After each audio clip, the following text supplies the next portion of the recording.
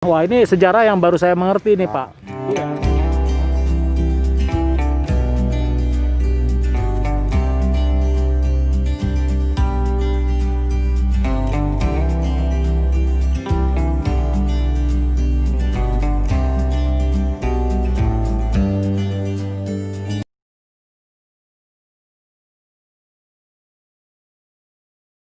Oke guys, setelah kita dari Museum Ibu Fatmawati, nah ini nggak jauh ya, ada Simpang 5.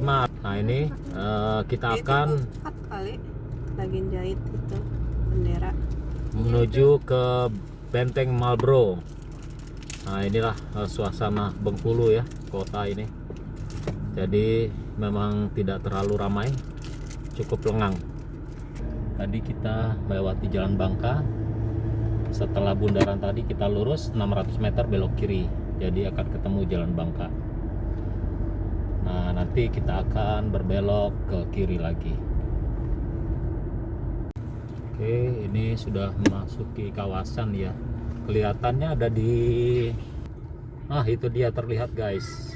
Oke, cukup akurat. Google memberikan informasi data perjalanan ya. Memang nih di sekitar sini ya pemukiman juga ya. Kita lihat belum menemukan pintu gerbangnya nih guys. Tapi benteng sudah terlihat.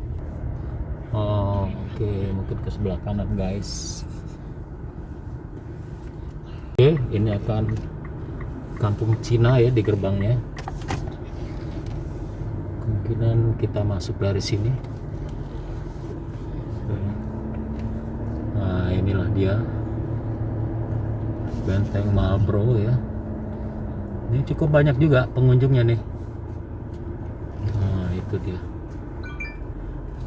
Kita cari parkir guys.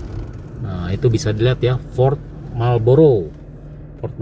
Oke, kita cari tempat parkir. Oke. Kenapa Pak? Dari mana? Dari Jakarta. Boleh ya, nanti ya Pak.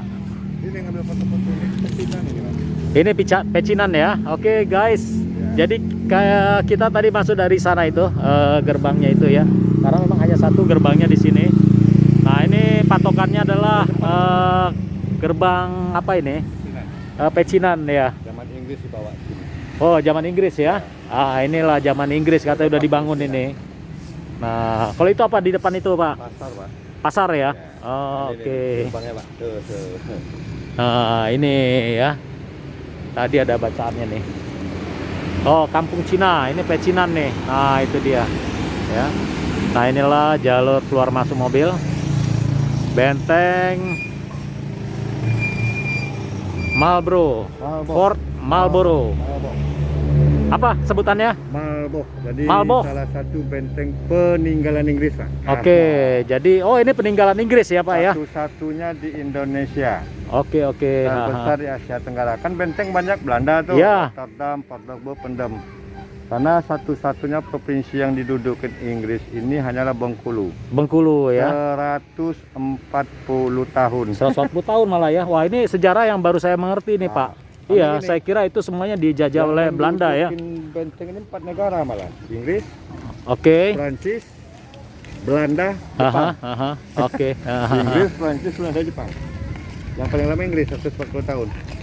Oh, malah Inggris yang paling lama ya. Jadi 350 tahun itu Belanda. Belanda kan di Indonesia. Kalau Di Bengkulu 117 tahun. 117 tahun aja ya. 1825 dia mulai masuk. Oke Bengkulu. guys, ini sejarah baru ya. Jadi itu 117 tahun ya Ya di Bengkulu. di Bengkulu. Jadi Kayak rempah. kayak akan rempah-rempah ya. Pak, ambil foto-foto. Iya. Siap. Nanti kita ambil foto. Kita di sini, masuk Pak. benteng Fort Marlborough ya. Nah, sebutannya tuh Fort Marlborough. Salah Marlborough. Iya, Marlboro nama rokok itu. Malioboro nggak nyambung.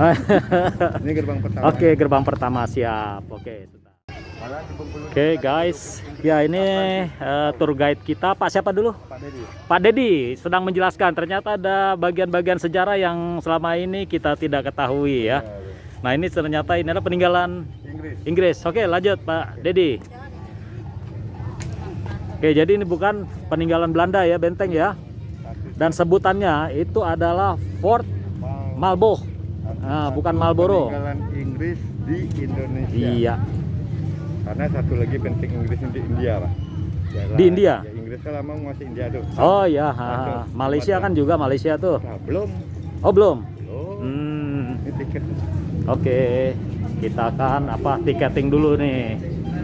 Tiketing sama pemeriksaan temperature, COVID protokol.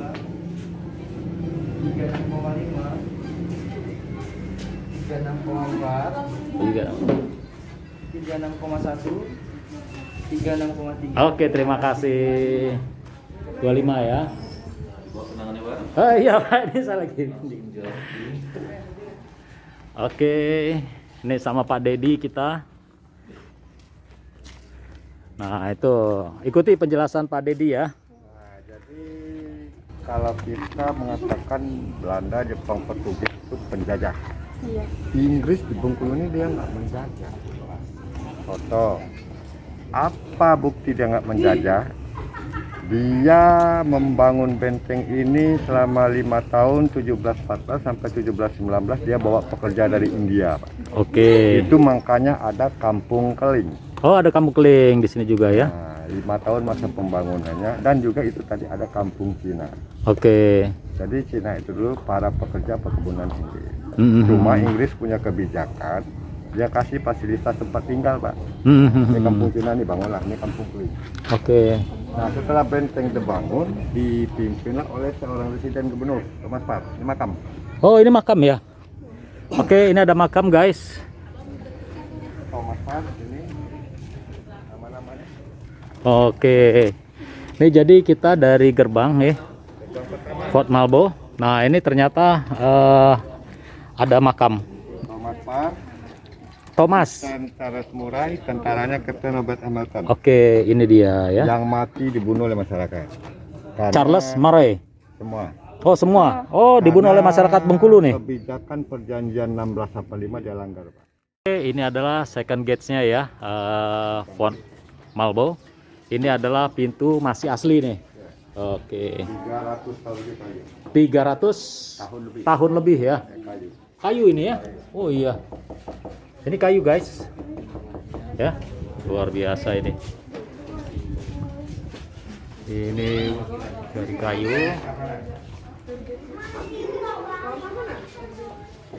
Oke, kita harus juga mengisi buku tamu ya di sini. Oke, kita masuk ke sebelah kanan, ruangan sebelah kanan. Nah, ini ruang sebelah kanan. Oke, maskernya. Oke, ini adalah sesi berfoto ya.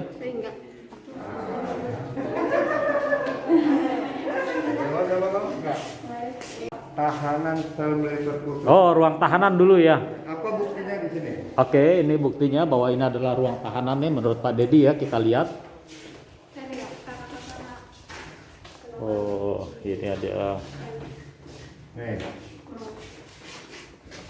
Ya, kalau namanya ruang tahanan pasti ada yang ditahan, Pak. Ya. Nah, inilah buktinya bahwa di ruangan ini ada yang ditahan, orang Belanda ditahan sama orang Jepang. Oh, difungsikan di zaman Jepang ya untuk Ya. penahanan orang Belanda ya. Ya, jadi pada waktu itu dia ditahan di sini sangat menderita. Sebelum dia meninggal di ruangan ini, dia sempat membuat sebuah kompas Oke. di dalamnya. Oh, itu kompas. Ya, not. Oh, iya iya. Dia bercerita, Pak, semasa di sini dia curhatkan, dia ditulis juga. Mhm. Ini bahasanya juga bagus. Barang siapa yang mengamati kompas ini, bahasa Belanda, janganlah memarahi yang membuat coretan ini. Mhm. Ingatlah bahwa kesusahan dan waktulah yang membuat saya mencoret-coret di sini untuk saya menulis ini. Di Inggris sampai 1825, Belanda, Jepang, Prancis 1760 sampai 63. Jadi Inggris dulu takluknya sama Prancis. Ini mau foto sini, foto. Ini selnya di sini, maksudnya ini ada sel nih. So seluruhnya ya. Inilah beda tahanan Belanda sama Inggris. Kalau Inggris masih manusia, ini masih ada di Sulawesi Utara. Iya. Kecil ya. Mana kontennya? Siapa yang mau? Oke, ini adalah ruang tahanan sebenarnya ini ya. Maksudnya kan nggak apa-apa. Ruang tahanan. Berapa nggak apa-apa tuh? Oke. Satu. Oh, ini ada ruang lagi ya. Nah, nanti kita tanya Pak Didi ruang apa ini. Buka maskernya, bagus nih. Tapi ini adalah jendela Masker ya. ada satu dua. Oke, ini Nah, dulu kan tidak ada lampu, Pak. Bengkulu dingin. ya. Endemik malaria sangat parah. Itu makanya Soekarno diasingkan di sini. Nah, ini mereka fungsikan pembakaran, pemanas ruangan. Oh, tungku ini jadinya Nah, nih. jadi kalau ada pembakaran mengeluarkan cahaya itu, itulah pengelangan mereka dulu. Pembakarannya ada di tempat lain. Ini masuk sini. Oh, masukin di sini. Sama dengan tungku. Oh, sama dengan tungku. Jadi ada cerobongnya ya ke atas ya. Jadi yang membakar tidak ada yang banyak mengeluarkan asap. Jenis apa kita belum tahu apa. Hahaha. Belum dapat kita nih. Karena pada dokumen-dokumen ini kan diambil dari hasilnya tentang musim lautan, Pak. Mengapa Inggris ke Bengkulu ini? Satu karung lada sewa apartemen mewah selama 2 tahun. Oke. Harganya pada waktu itu. Nah, inilah alasan kenapa Inggris datang ya. Jadi dengan satu karung lada, satu karung itu mungkin hanya 50 kilo ya Pak ya. Nah, ini seharganya dulu itu ya. Itu adalah sewa apartemen mewah selama 2 tahun. Tuh, berikut biaya perawatan di London. Nah, kenapa Indonesia sangat kaya ya sebenarnya ya. Satu pon cengkeh sempat setara dengan 7 on emas. Tuh, jadi 1 pon cengkeh dulu nih ya. Itu setara dengan 7 ons. Luar biasa. Oke. Ini lantai asli ya, Pak? Asli. Asli ya lantai-lantainya ya. Ini ruangan lagi satu lagi. Oh, ini ruang tahanan juga ya. Oh, bersebelahan ya. Kayak emas. Jadi emas-emas Bengkulu ini terkuras pada waktu zaman Belanda di sini. Oh, malah zaman Belanda ya. Kalau Inggris hanya rempah, dia tidak tahu. Inggris menjajah hanya untuk rempah, tapi Belanda ke arah goldnya nih. Rempah dan emas. Ini tambangnya. Oke. Ini tambang ini nih ya. Jadi semenjak Belanda masuk, semua pekerja pribumi. Pribumi setelah Belanda. Kalau Inggris tadi dari India itu ya. Jadi ingat. Jadi ini tadi. Kadang kita tidak terbaca. Monas itu. Itu makanya Bengkulu ini punya sejarah di Eropa. Waktu Pak Soekarno diasingkan ke Bengkulu 1938. 1938 ya. Berapa kilo emas di Monas itu dari Bengkulu? 18 kilo. Oke, 18 kilogram ya. Itu dari Bengkulu itu. Ya, dari Bengkulu. Nah, memang jasanya luar biasa ini Bengkulu ya. Nah, ini adalah emasnya ini. Nah, coba kita lihat bongkahan emas. Nah, itulah bongkahan emas ya. Tapi ini udah imitasi nih Pak ya. Ya, Bukan aslinya lagi lah ini ya. contoh pengambilan Contoh ya. bungka-bungkahan. Ini sekarang masih ada. Alat-alatnya masuk ke. Oh, ini. Ini penambang. Di daerah mana ini Pak? Lebong. Oh, di Lebong. Ini nomor Pak. Oke, ini adalah barak-barak ya. Tapi pintunya besi ya. Dulu pintunya kayu, Pak. Oh, kayu. Dinas kebudayaan dulu diganti. Kan, Oh, oke. Pameran. Boleh di sini foto. Meriam dapat tuh dapat. Oh, ini ada meriam ya. Nah, Tempat inilah jadi benteng Malbo ini ya. Ini selain tempat tinggal, jadi memang berupa benteng tempat apa ya? Sebagai satu komunitas nih. Ya. Oke. Jadi disinilah orang-orang atau pasukan-pasukan Inggris ya, karena ini adalah berupa barak-barak rupanya nih. Oke, jadi di ruang barak ini Bung Karno pernah diinterogasi ya. Iya, ruangan menggema nih ya, karena memang ini di atas beton ini ya. Tempatnya 2 meter. Cuma hanya dingin, kalau malam dingin. Ini mau bakar, ruangnya buat 2 lubang. Oke. Ini ruang pembekalan ya, yang difungsikan sampai Jadi 17 kekuatannya ini sudah sebagai gudang senjata. Karena di lantai 4 7,9 7,9 Oh, waktu gempa itu ya 7,3 skala Richter ya. 7,3 Nggak ada krek-krek atau apa retakan-retakan juga ya Pak ya. Iya, karena memang ini cukup tebal ini tembok-temboknya nih. Ini juga tembok masih asli ya. Masih asli semua, Pak. Ini nih. Ini sebenarnya sejak kita cek, karena benteng ini zaman ini sudah dicek. Karena waktu itu waktu SBY meresmikan hari nasional kan puncaknya di benteng. Hah? Jadi kalau kita kembali boleh saja. Oh, oke. Enggak sama aja. Inggris beri nama Oke. dulu Bengkulen. Oh, Bengkulen itu dari nama Inggris ya. Ah. Itu makanya di Singapura banyak. Akhirnya Oke, Inggris oke. partai berguling dengan Singapura dalam surat Tatak London. Inggris pindah Singapura 1825, barulah Belanda masuk Bengkulu. Kalau nggak ditukar ya Bengkulu ini Pak. Bengkulu yang maju ya. Iya. Karena memang di Singapura itu ada Raffles terkenal juga. Sampai sekarang saya ada teman-teman Kalau Bengkulen itu artinya apa Pak? Bengkulu itu Bengkulu, Bengkulu. Bengkulu itu nama Inggris aja mau beli nama. Kan kalau biasanya kan karena Bangkahulu itu kan sebenarnya kan. Bengkulu awal kata Bengkulu ini Bangkahulu alirannya dari Bangkahulu disempurnakan jadi Bengkulu. Jadi Bengkulu ini artinya sebuah provinsi terletak di bagian barat Sumatera bagian barat atau juga bisa diartikan tanah bagian barat. Nah ini Prancis. Oke. Pendudukan Prancis ada juga ya. Inggris, Prancis, Belanda, Jepang. Inggris, Karena Prancis, dia tidak Belanda, banyak Jepang. meninggalkan Ya. hanya menghidupkan benteng aja, tidak meninggalkan apa. Nah, Bengkulu demik dengan malaria dan kolera ini lah makanya manja masukkan mati karena penyakit ini. Oke. Ini adalah musuh besar Inggris, bukan pribumi. Oke, karena pasukan Inggris banyak ini karena memang apa wabah penyakit ya. Penyakit apa ini Pak? Malaria dan Malaria ya. Oke. itu makanya kalau setelah sama barulah langsung dikirim. Dia menemukan bunga. Ya, inilah, Malaysia. Rafflesia Arnoldi kalau nggak salah ini ya namanya ya. Ini pintu darurat. Oke. Jadi setiap ruangan dia punya pintu darurat kecuali yang di ujung tadi. Jadi kalau jadi serang dia kamu lewat sini. Ini boleh nih foto bagus. Di tangannya gini nanti. Oh, oke. Ini Apa? ya, pintu daruratnya ya. Ada ya. Oke, ini adalah pintu rahasia ya. Bukan pintu rahasia lah, tempat melarikan diri pada saat kondisi emergensi ya, darurat. Jadi ke belakang itu tembok yang ini ya. Nah, ini tadinya nggak ada. Jadi ke arah pemukiman. Gitu hanya pintu-pintu Pintu nanti di depan ada kan juga. biasa ya. Jadi dulu pintu samping depan fungsi Inggris tempat dia masak, dapur, mandi, di WC lah di luar ya. Oh, oke. Ada yang fungsi juga kalau di pulang dari laut ya kamu. Nah ini Pak Soekarno sama Kolonel Ismail yang pernah diintegrasi inilah. Ya sudah dibaca tadi. Oh, oke. Itu batu tiga itu apa itu maksudnya Ketika tuh? itu dasar penolakan aja. Intinya penolakan secara tidak kasar oleh Bung Karno. tidak terlalu. Soekarno ini kan diminta sama Mayan kan merancang sebuah tugu untuk dibangun di sini.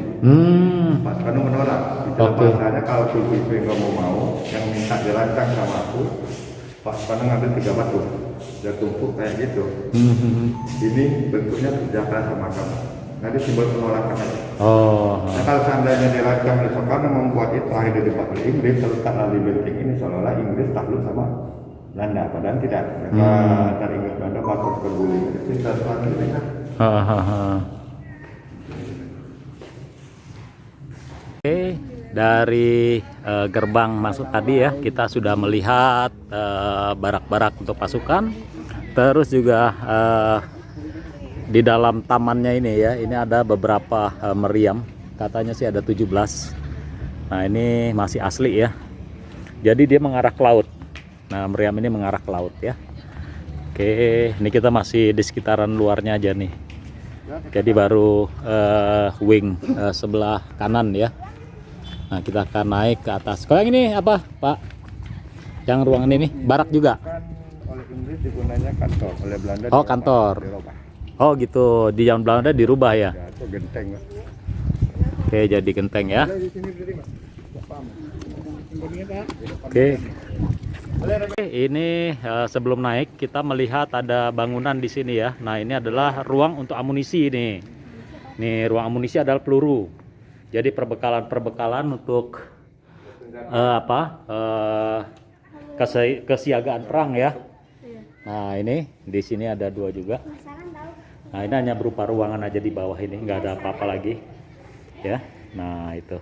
Tapi kelihatan ini terkunci karena hanya ruangannya aja. Nah, persis seperti itu ya. Oke. Oke, ini kita bukan toilet sebelah kanan.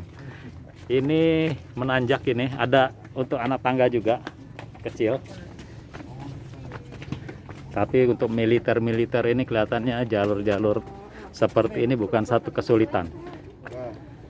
Belakangnya. Ini, Pak. Nah. Ini.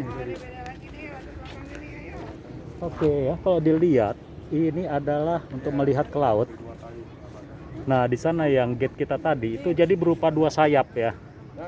Sebelah kanan dan sebelah kiri. Nah, yang ini ada sebelah kiri kalau kita memandang ke laut. Ini sebelah kanan ya. Nah, itu adalah lautan tuh.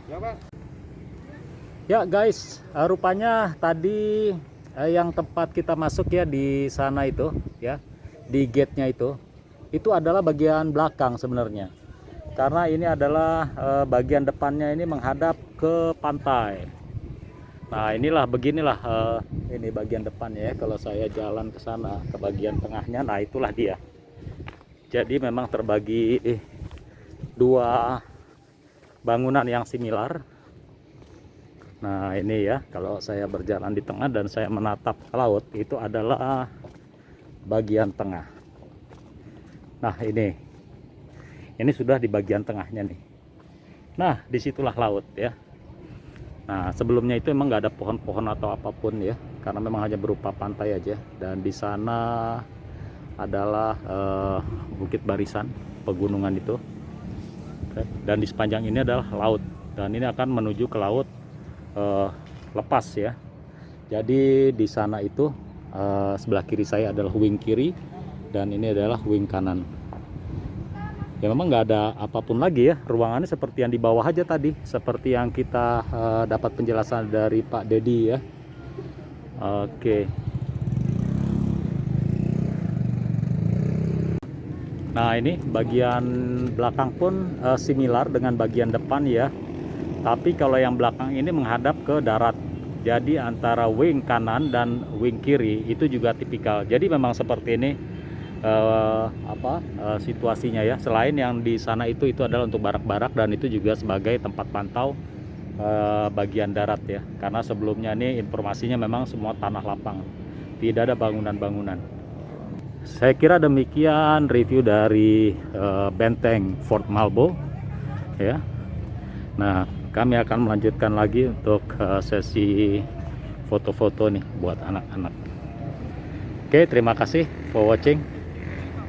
Kita akan update untuk informasi tempat-tempat berikutnya ya guys. Ini perbedaan batanya, Pak. Ah ya, ini ada satu informasi lagi katanya nih, perbedaan. Yang asli, Oke. yang hitam renovasi. Oh, Beda kan? ini adalah bata-bata lantai, ini original nih, asli nih ya. Yang hitam nih Pak, sorot itu. Nah, yang hitam-hitam ini malah adalah batu bata hasil modifikasi ya, karena perbaikan-perbaikan.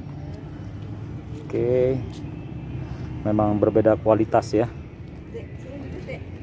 Bangunan-bangunan zaman dulu memang cukup kuat, high quality. Oke.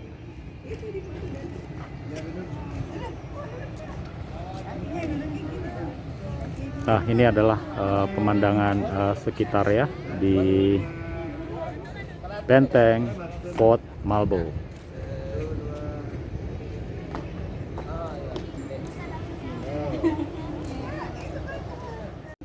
Ya guys, informasi lagi ya bahwa laut itu sebetulnya itu ada di tepat di mana, di apa itu bangunan itu, gapura ya. Jadinya itu masih laut. Nah, ini yang direklamasi oleh Belanda. Jadi laut itu tepat di atas ini, di bawah dari dataran tinggi ini. Terus sama ini adalah drainase kering ya yang berisi ranjau di sekeliling benteng ya. Jadi tidak ada airnya yang diisi. Jadi setiap orang yang akan masuk ke benteng ini akan memiliki potensi terkena ranjau ya. Oke, ini baru informasi yang saya ketahui juga ya. Ternyata memang lautnya tadinya lebih lebih luas lagi. Nah, dataran-dataran itu adalah hasil reklamasi ya.